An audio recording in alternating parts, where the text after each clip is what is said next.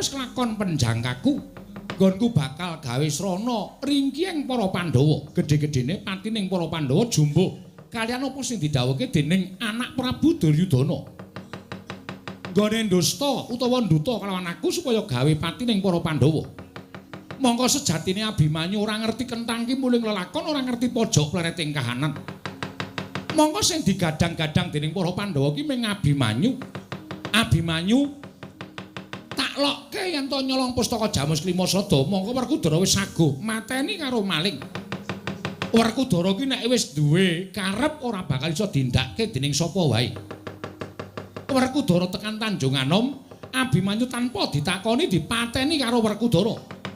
Yen Abimanyu tekaning pati, Werkudara mesti direputake dening Prabu Puntadewa.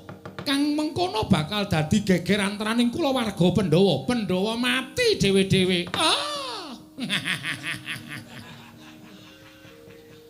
Neng kene marganing pati ning para Pandhawa. Jebul tinemune Pandhawa ketoke satriya pinter-pinter ning jane wong bligo. Wong goblok. Ora ngerti karti sampe kaning nata Ndarawati. Iki dadi jalaran nggonku mukti ngawibawa Nyakrawati mbau Denda.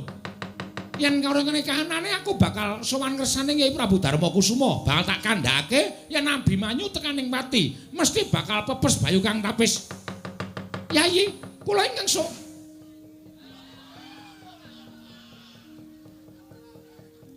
Antasena iki. Heeh, Pakde. Wis ket mau. Ha wis ket mau. Lho, yen ngono kowe ngerti sing tak omongke? Ya capet-capet. Ora capet-capet piye? Gosek aku kok nggumun sampean ki sak suwene dadi Kresna ora tau malang kerik kok malang kerik. Lali Antasena. Oh ya ora apa-apa. Sing jeneng manusa kedunungan lali. Lah iya. Aku arep nyuwun prisa, Dik. Nyuwun prisa bab apa? Jare bapak ngendikake nek Abimanyu nyolong pusaka sing ngendikake Siwa Ndarawati. Jare Siwa Ndarawati entuk dawuhing dewa. Bener apa ora? Iya, Antasena pancen bener mengkono. Abimanyu sing nyolong pustaka Jamus Klimasada wekasan negara Ngamarta ketaman pegebluk. Sing ngandhake nek Abimanyu sing nyolong pustaka Jamus Klimasada dewa. Nalika semono aku sumedya ning negara Ngamarta. Dewa paring wisik ki mesti paring dawuh. Mesti ngendikane ngene iki, Kresna, ulun Sang Hyang sapa? Ngono upamane. Aku tak takon karo sampean, dewa kuwi sapa sing paring wisik? Aduh. Aku lali takon mawon Antasena. Lali takon. Iya. Ning wis ngendika. Wis, wong ming sedhela kok.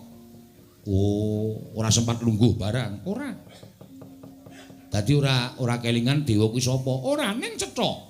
Sabdane ento sing nyolong pustaka Jamus Klimasada kuwi Abimanyu. Oh ya wis. Njaluk pamit. Abimanyu tak ajari ngisen-isen iki karo dulur-dulure, anak-anak Pandhawa. Sing ati-ati Antasena. Sik, Dik. Mumpung ketemu, Dik, mumpung ketemu. Mumpung ketemu piye? Aku ki jane rak duwe pepenginan nganti kimpen-kimpenen. Kimpen-kimpenen apa? Kimpen-kimpenen nek aku ki sak jeking urip kok pengen weruh sing jeneng Senjata Cakra. Mbok aku tak weruh sedina wae ge tak menyang ning Tanjung Anom. Senjata Cakra? Heeh. Aduh, Antasena. Senjata Cakra kari ning kamar mandi. Pasiram, pas adus. Wah iya. Wong aku sok ndelehke kerokan jenggot wis sok lali kok. Apa meneh Senjata Cakra ya aku maklum. Iya. Jase gedhe pangapuramu ya. Heeh, ora apa-apa. Nek anu Sekar Wijaya Kusuma diasta ora? Sekar Wijaya Kusuma sing jarene iso nggo nguripke barang mati iki lho. Anu wong mati. Nggo nguripke wong mati, heeh. Tok gawa ora? Sekar Wijaya Kusuma mau ki tak dekke siji karo Senjata Cakra. Ning ngarep kocok. Ya keri Antasena. Waduh, jan mongko aku pengen banget. Toto-toto Kang. Iya Dimas.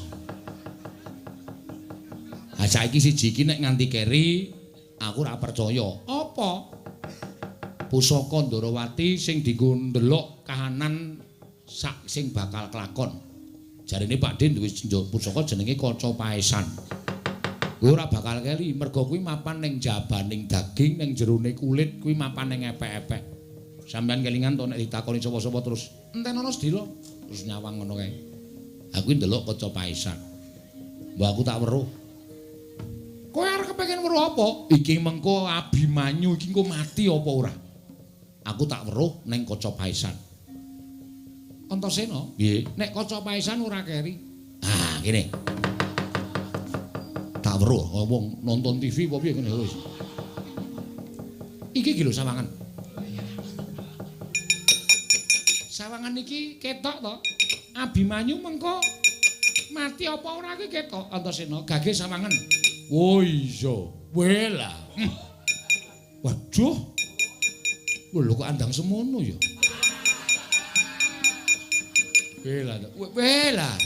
Wela Kang, iki nek ra dijotosi tuman wae Kang.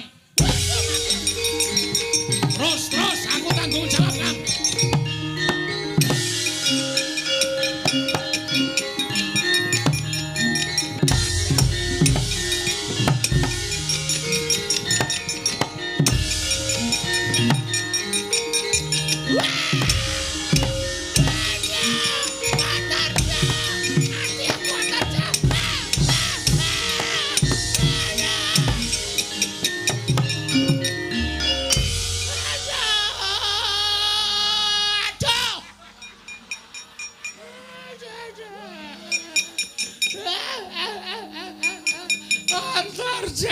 Eyang Durna,